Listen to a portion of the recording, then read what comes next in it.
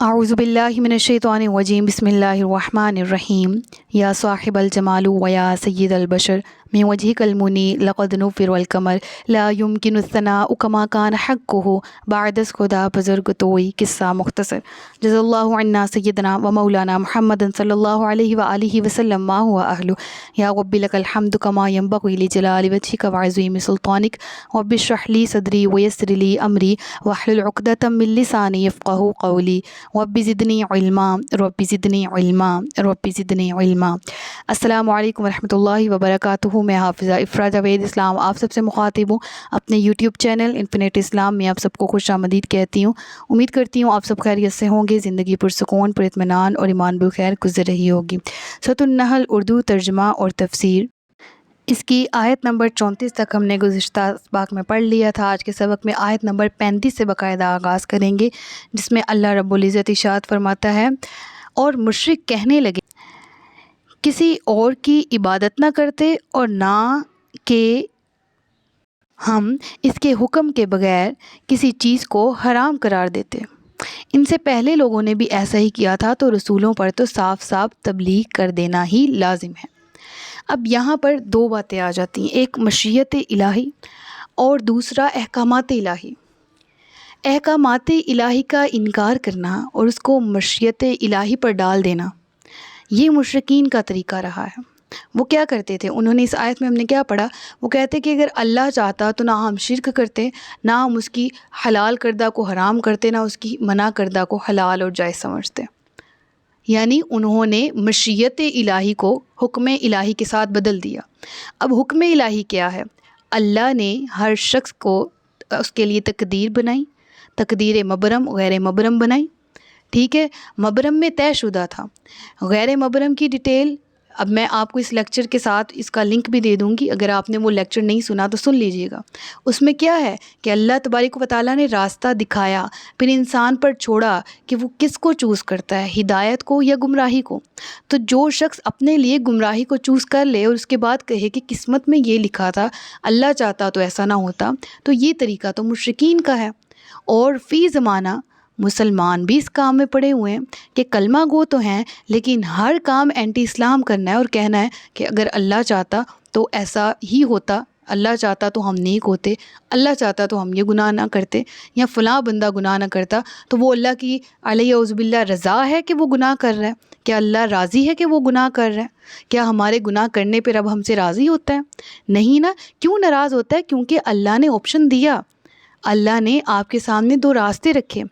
ہم نے پڑھا نا کہ اللہ ہی کی طرف ہے سیدھا راستہ اور باقی راہیں جو ٹیڑھی ہیں، پڑھا ہے نا اسی سورہ میں۔ تو وہی چیز یہاں پر امپلیمنٹ ہوتی ہے کہ رب العالمین نے راستے دکھائے، پھر کہا کہ تم دعا کرو اہدنا الصراط المستقیم، اور تم اس سیدھے راستے کی تلاش کرو۔ کون سا سیدھا راستہ؟ صراط الذین انعمت علیہم غیر المغضوب علیہم ولا الضالین۔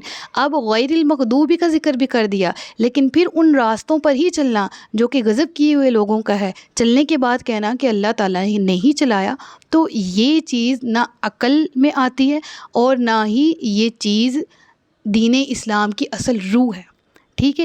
مشیت الہی کو تو کفار اپنی حرکتوں کی دلیل بنا رہے ہیں، لیکن یہاں پر حکم الہی کی ان کو کوئی پرواہ ہے ہی نہیں۔ حکم کیا تھا؟ مانو جانو، قرآن کی آیات پڑھو، غور و فکر کرو، اس کی پرواہ نہیں ہے، لیکن مشیت کو دلیل بنا کر پیش کر رہے ہیں۔ اور ہمارے زمانے میں بعض مسلمان بھی اپنے برے افعال کی یہی دلیل لیتے ہیں کہ اگر اللہ نہ چاہتا تو میں یہ گناہ فلاں جرم اور وہ والا معصیت یعنی نافرمانی والا گناہ نہ کرتا، اگر میں نے ایسا کیا ہے تو اس میں میرا قصور ہی کیا ہے؟ تو یہ لوگ خود بخود غور کر لے کہ ان کا طرز عمل کن لوگوں سے مل رہا ہے، ان مشرکین سے جن کا ذکر اس آیت میں کیا گیا ہے۔ تو اللہ کیا فرما رہا ہے؟ اب اگلی آیت میں مزید ڈیٹیل آ رہی ہے جس سے بات سمجھ آ جائے گی۔ اس آیت کا آخری حصہ دیکھیں کہ رسولوں پر تو صاف صاف تبلیغ کر دینا ہی لازم۔ اگر ہر چیز 100% طے ہوتی کہ یہ بندہ راہ ہدایت پہ نہیں آئے گا یا یہ بندہ ایسا ہے ویسا ہے، تو پھر انبیاء کو بھیجنے کا کیا مقصد تھا؟ پھر اللہ نے آسمانی کتابیں کیوں نازل کی؟ پھر حکم کیوں نازل کیے؟ پھر رسولوں کی زندگی کو اسوۃ حسنۃ کیوں ذکر کیا گیا؟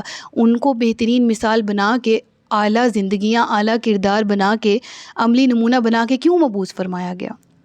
اسی لیے تاکہ ان کی سنت کی روشنی میں انسان جینا سیکھ سکے، ان کے بتائے ہوئے احکامات پر عمل کرنا سیکھ سکے۔ سمجھ آ رہی ہے نا؟ رسولوں پر تو ہے صرف پہنچا دینا۔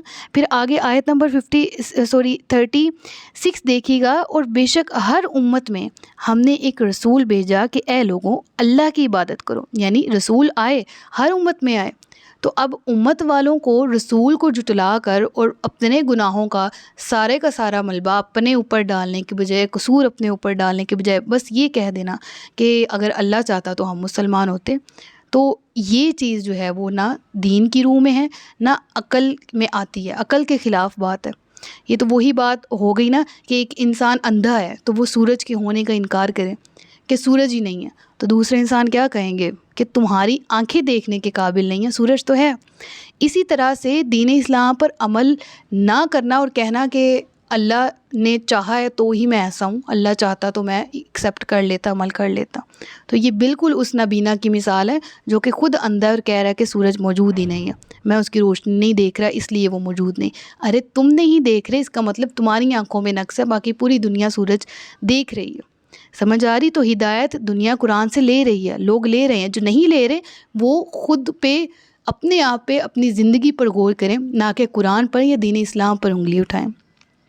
ٹھیک ہے، تو اب اس آیت کے ترجمے کو پڑھتے ہیں۔ اور بے شک ہر امت میں ہم نے ایک رسول بھیجا کہ اے لوگوں اللہ کی عبادت کرو اور شیطان سے بچو، تو ان میں سے کسی کو اللہ نے ہدایت دے دی۔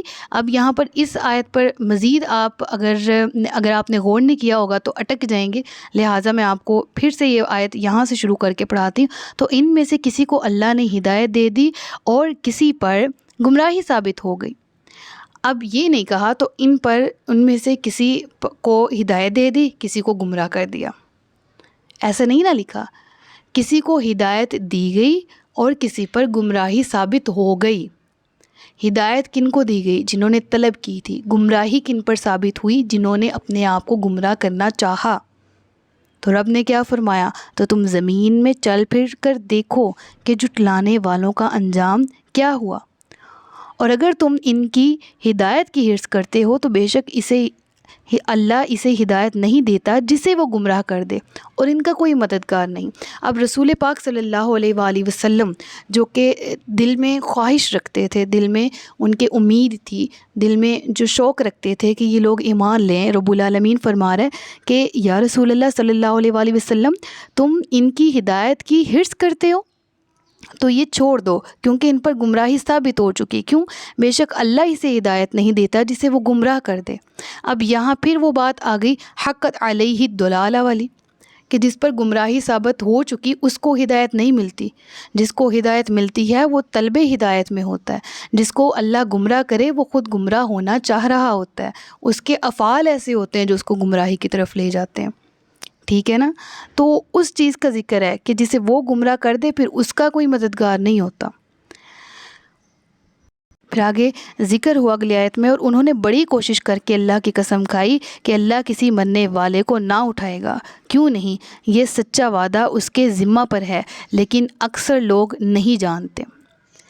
اب کیا کہتے تھے؟ یعنی مشرکین قسمیں کھا کھا کے کہتے تھے کہ میں نے آپ کو ایک شان نزول پڑھایا تھا نا کہ وہ شخص تھا ایک مشرکین مکہ میں سے جو کہ ایک ٹوٹی ہوئی ایک گلی ہوئی ہڈی اٹھا لایا تھا، اور وہ آ کے رسول اللہ کو کہتا ہے کہ تم کیا کہتے ہو کہ یہ ہڈی دوسری ہڈیوں سے جڑ کے دوبارہ انسان بنے گی اور وہ انسان اللہ کے سامنے حاضر ہوگا، یہ کیسے ہو سکتا ہے؟ تو وہ قسمیں کھا کھا کے کہتے تھے کہ قیامت جو ہے وہ نہیں آنے والی۔ وہ منکرین قیامت تھے، منکرین بعد از موت حیات تھے۔ تو رب العالمین فرما رہے ہیں کہ یہ تو جانتے ہی نہیں ہے حقیقت کیا ہے۔ حقیقت تو یہ ہے کہ جو ایک پانی کی بوند سے، ناپاک پانی کی بوند سے اللہ ایک انسان کو پیدا کرنے پر قادر ہے، وہ پھر اس کی بکھری ہوئی ہڈیوں کو جوڑ کر دوبارہ سے زندگی کیوں کر نہیں دے گا۔ اب فرمایا کہ اللہ بروز قیامت تمام کو جمع کرے گا، تمام کو دوبارہ زندگی دے گا تاکہ انہیں واضح کر کے وہ بات بتا دے جس میں جگڑتے تھے، اور تاکہ کافر جان لے کہ وہ جھوٹے تھے۔ جب ہم کوئی چیز چاہیں تو اسے ہمارا صرف یہی فرمانا ہوتا ہے کہ ہم اسے کہیں ہو جا تو وہ فوراً ہو جاتی ہے۔ رب العالمین کے کام، اس کی شان تو یہی ہے نا جو ان آیات میں ہم نے پڑھی۔